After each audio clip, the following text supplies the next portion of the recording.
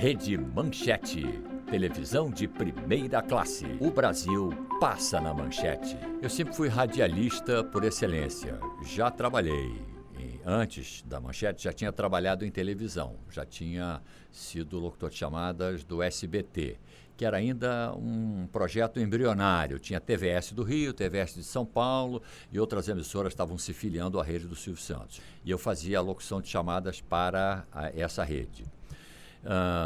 Eu trabalhava, na época que a Manchete foi inaugurada, eu trabalhava no Sistema Globo de Rádio. Havia lá 5 rádios, né? 2 FMs e 3 AMs. Eu trabalhava na Rádio Mundial, que era uma rádio de muita audiência na época. Eloy de Carlo te faz companhia no Alô, Alô, Emoção e Amor. Um programa romântico para você curtir nas tardes da Mundial. Participe com seu oferecimento. Alô, Alô, Emoção e Amor. De segunda a sábado, de 1 às 4 da tarde. Apresentação, Eloy de Carlo.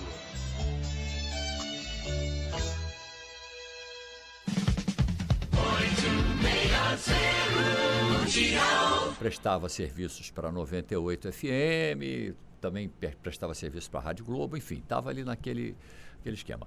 E eu recebi um convite do Carlos Sigemann. Carlos Sigemann foi diretor da Manchete durante muito tempo, era filho do seu Oscar Bloch, um dos donos das empresas Bloch. Junto ao seu Adolfo Bloch, o Oscar Bloch era uma pessoa, era um proeminente lá na empresa. E o Carlos Sigemann me convidou para fazer um teste lá para a Manchete, porque ele me disse o seguinte: olha, eu estou procurando alguém que tenha uma voz assim como a sua. Você faria o teste? Eu falei, olha, se encontrou, porque quem tem a voz igual a minha sou eu, pô. Então eu estou na fita. E ele topou, fiz uma gravação com ele gostou e disse que era aquilo que ele queria. Mas ele me confidenciou depois que já tinha feito alguns testes com alguns locutores bons e tal, mas não tinha conseguido encontrar o que ele estava pensando na realidade. Na verdade, ele estava pensando numa maneira de falar como a minha, não voz, porque voz cada um tem a sua, as vozes são diferentes e tal, mas numa forma de expressão, não é? E aí ele achou que o que eu fiz era o suficiente. Então ele agradeceu aqueles profissionais e acabou ficando comigo mesmo. Esse convite surgiu um mês antes da televisão entrar no ar, tanto que eu comecei a trabalhar uns 10 dias antes, já começar a fazer as chamadas dos primeiros programas que foram para o ar. Vem aí um grande sucesso em todo o mundo, Os Milionários. Os bastidores de uma família aristocrática, a história da família Weldon. Venha comigo, sim? E quanto a Constance? Você é a única mulher que eu sempre quis. Constance é sua filha. Está protegendo essa mulher contra a sua própria filha. Tenho uma outra surpresa para você. Os Milionários. Vem aí na Rede Manchete. Aguardem. O trabalho de chamadas para a televisão é diferente de um programa de rádio em que você é o âncora, coordena, você determina as ações. As locuções ficam gravadas e aquelas gravações fazem parte de um modelo, né? Então, o texto já vem pronto, a gente grava o texto, primeiro grava o áudio puro, a gente gravava numa fita de rolo, que naquela época não existia computador ainda para gravação de áudio, né? E depois, em cima da voz, daquela gravação de voz, é que são colocadas as imagens. Então, se diz, Priscila casou-se aos 13 anos de idade. Então, eles colocam o casamento da menina, né? Eles vão caracterizando aquela fala com as imagens do filme. E depois, então, coloca-se a sonoplastia, que são as músicas, os efeitos de vídeo e tal. Esse é o procedimento feito. Então, não há improviso na gravação das chamadas e nem na gravação das vinhetas. E o locutor não é a pessoa que determina o que vai ser dito. Isso faz parte da direção da emissora e até a direção do departamento de promoção, que é o departamento que eu estava ligado naquele momento. Eu é que vou usar os homens e destruir todo aquele que se apaixonar por mim. Dona Beija, nesta segunda, 9h20. Pantanal. Uma história de amor no coração do Brasil. Estreia nesta terça, 9h30 da noite. Escrava Rainha, Chica da Silva. Amanhã, depois do Jornal da Manchete. O grande slogan da Manchete foi televisão de primeira classe. Eles queriam colocar num público-alvo um pouco mais elevado. Então resolveram fazer esse slogan, me parece que foi criado para demonstrar que a televisão era dirigida para aquele público-alvo, pessoas com um gosto refinado, ou seja, nossas produções são de alto nível. Segunda a sábado, a notícia na íntegra. Jornal da Manchete, primeira edição, 8 da noite. Com o passar dos anos, descobriu-se que a Manchete tinha uma vocação rural para novelas, né? Como Pantanal, como Ana Raio Zé Trovão e tantas outras que falavam do interior. Ou seja, não eram só as metrópoles que tinham espaço na televisão brasileira. O interior, a vida rural também tinha. Então, criou-se esse slogan baseado nisso. Não sei de quem saiu esse slogan, se foi no nosso departamento ou se foi no marketing da televisão ou algum gênio que criou algo parecido.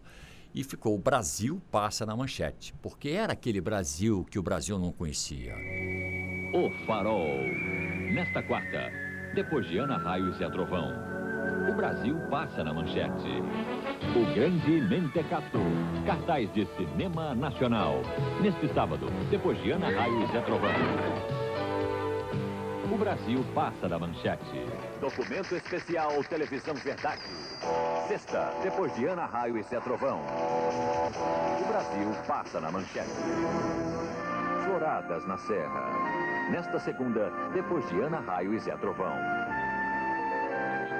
O Brasil passa na Manchete. A gente tinha um procedimento lá, o seguinte: a gente gravava as chamadas e depois fazia uma chamada de brincadeira. Algo engraçado para ficar rodando lá dentro, como se fosse um meme, né? E no meme era o 433 passa na Manchete. 433 é aquele ônibus laranja que fazia Vila Isabel, Leblon, Vila Isabel, Copacabana, sei lá, Barão Drummond Leblon, 432, 433. Um é via túnel Santa Bárbara e o outro é via Aterro do Flamengo, que passava na porta da Manchete. Então a gente falava sempre: o 433 passa na Manchete. Dia 13, um clássico do cinema nacional. Toda nudez será castigada. Rede Manchete, 9 anos ligada em você. O ambiente de trabalho era como familiar. Era uma empresa que a gente tinha prazer em ir trabalhar. A gente, na verdade, não trabalhava, aquilo era uma diversão. Era uma diversão com pauta. A gente tinha que cumprir aquela pauta, mas era prazeroso cumprir aquela pauta. Por quê? As relações sociais e o relacionamento antropológico que andava em torno da Manchete era muito forte. E até hoje aquele clima permanece. Então, trabalhar na Manchete era algo excepcional. O senhor Adolfo era uma figura caricata, né? Tem algumas histórias famosas dele lá. Ele uma vez me deu uma bronca, mas também já participei de um almoço em que ele estava presente. Ele era uma pessoa educadíssima, muito bem. Tratava muito bem as pessoas, né? Mas tratava mal às vezes também, que ele ficava enfurecido, né? Mas ele era um grande líder, ele era admirado por todos. E uma vez eu estava, e a Manchete os andares eram todos envidraçados, né? Não tinha, a divisão eram vidros, né? Era completamente devassável. E eu estava numa das salas, que era a sala da promoção, ficava junto do elenco, o elenco e a promoção ficavam numa sala grande daquela. E eu estava conversando e eu sou descendente de italiano, né? E o italiano fala muito com gesto e tal, o brasileiro também fala por influência, né? E aí ele parou na porta: ô menino, venha cá. Aí eu falei: pô, não está falando comigo, deve estar falando com o diretor aí, não é o meu nível de relacionamento. Você, ô cabeludo, venha cá. A gente usava cabelo um pouco maior. E aí eu fui lá, ele falou: o que você está gesticulando tanto assim? Eu falei: ô senhor Adolfo, eu sou descendente de italiano, talvez seja isso. Abaixa a sua italianidade aí, por favor, um pouquinho, para não ficar assim muito. Tá bom, senhor Adolfo, tá bom. Tomei uma bronca do seu Adolfo, foi embora. Mas ele era um personagem lá na Manchete.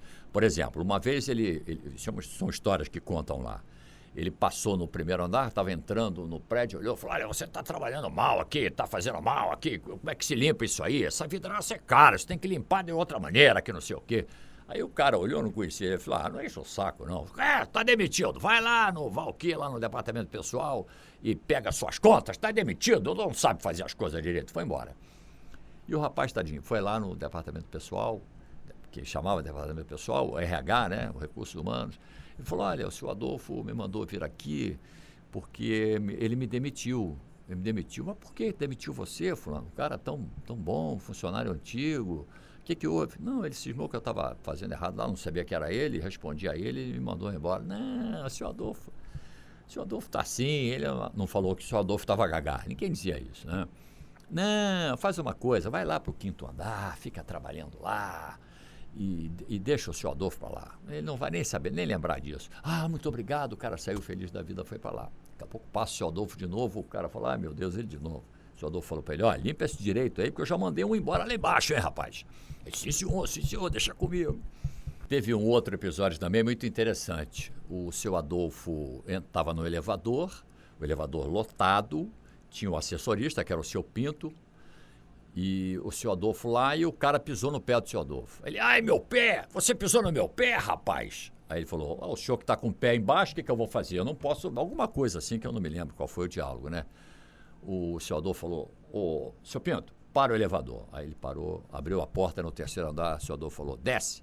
Vai descer por quê? Eu vim aqui... Não, desce, o elevador é meu, cara. Só pode andar aqui quem eu quero. Desce. O cara desceu, fechou o elevador, ele foi embora.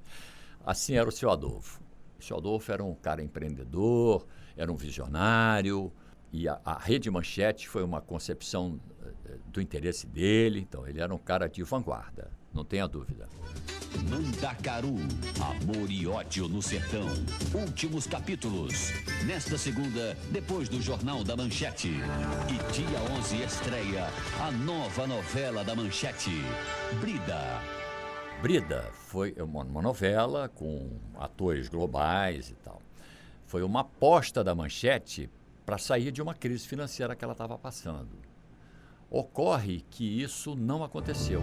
Brida, que ama Lawrence, que é filho de Fradique, que trabalha com vagas, que odeia Brida, que ama Mariano. Na novela dirigida por Walter Avancini, que você vai ver na Manchete, dia 11. Todas as fichas foram colocadas em Brida, uma novela um pouco mais cara, mas que era uma novela que talvez tirasse a Manchete dos problemas financeiros. Com a morte do seu Adolfo, com a saída dele da gestão da empresa, a dívida que existia foi crescendo, os juros da dívida crescendo mais ainda, e ficou insustentável pagar aquela dívida. Estava insustentável naquele momento. Então, as fichas estavam todas voltadas para essa novela, mas não deu certo. A estratégia não deu certo. Então, eles tinham que cortar Brida, tinham que acabar com a novela, porque não havia mais dinheiro para prosseguir.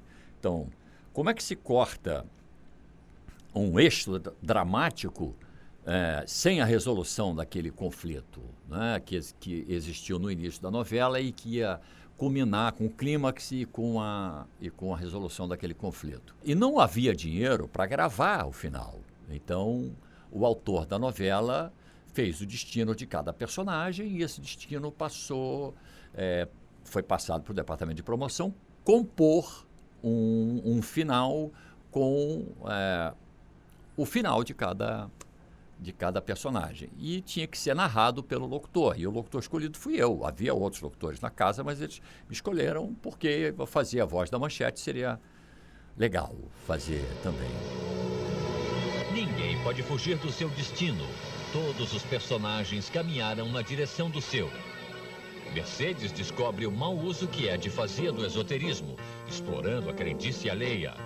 Como vingança, prepara uma poção mágica que deixa Ed por muito tempo sem fazer uso de seu poderoso instrumento de sedução. O castigo serviu de lição. Ed pede perdão a Mercedes, que acaba devolvendo a liberdade ao conquistador inveterado. E aí sim, foi um capítulo quase que inteiro com o locutor, sem aparecer. O locutor não apareceu, né?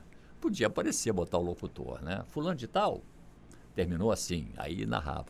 Então, aquela narração ficou algo meio assim que inédito, porque nunca foi feito dessa forma. Foi um modelo encontrado por eles para resolver. Mas eu que terminei a novela, coitado de mim. Brida e Vargas travam uma luta na casa de Lawrence. Quebra o punhal de Vargas e o feitiço vira contra o feiticeiro. Vargas, agonizando, ainda consegue forças para matar Lilian. Isabel, sua mãe, fica rica e se envolve com um garotão. Para completar sua missão, Brida precisa descobrir sua outra parte. Lawrence ou Mariano? A resposta definitiva viria no seu ritual de iniciação. Numa prece feita com as palavras da alma, Brida consegue decifrar os sinais. Mariano e Lawrence são os dois, a sua outra parte. Mariano era a parte que libertaria Brida para o amor e que traria um novo sentido para sua vida. Lawrence é a parte que ficaria com Brida definitivamente para toda a eternidade. Paulo Coelho estava em voga, né? Paulo Coelho era o nome, então as apostas foram feitas na novela, mas não se depositou todo o dinheiro que tinha ali para se reerguer, né? Foi uma aposta de audiência que poderia trazer um novo Pantanal. Atração de audiência alta, com veiculação comercial alta também, para equilibrar e equacionar a dívida e seguir em frente. Não foi um erro, foi um acerto. A Brida não foi um erro, foi um acerto, na minha opinião. Do livro de Paulo Coelho, Brida, existe uma em cada mulher. Direção-geral Walter Avancini. Estreia, dia 11, depois do Jornal da Manchete. Era um tema maravilhoso. Paulo Coelho, o nome do Paulo Coelho estava lá em cima, né? O consumo de produtos do Paulo Coelho estava altíssimo. E Brida seria um consumo alto, mas não aconteceu. As fichas foram colocadas e o número não saiu.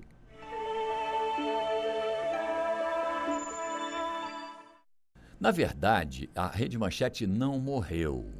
Ela foi vendida para uma empresa paulista que se comprometeu a prosseguir com o nome Manchete, a cabeça de rede no Rio. O empresário Amilcar Idalevo Júnior é conhecido pela sua perseverança e obstinação. Agora, ele é o novo dono da Rede Manchete. E a cabeça da rede, ou seja, a geradora, será em São Paulo? Não, vai continuar no Rio de Janeiro. Mas essa empresa, ela não continuou, ela não deu continuidade. Ela transferiu a cabeça de rede para São Paulo. Eu não podia ir para São Paulo trabalhar, muitos funcionários aqui do Rio também não podiam.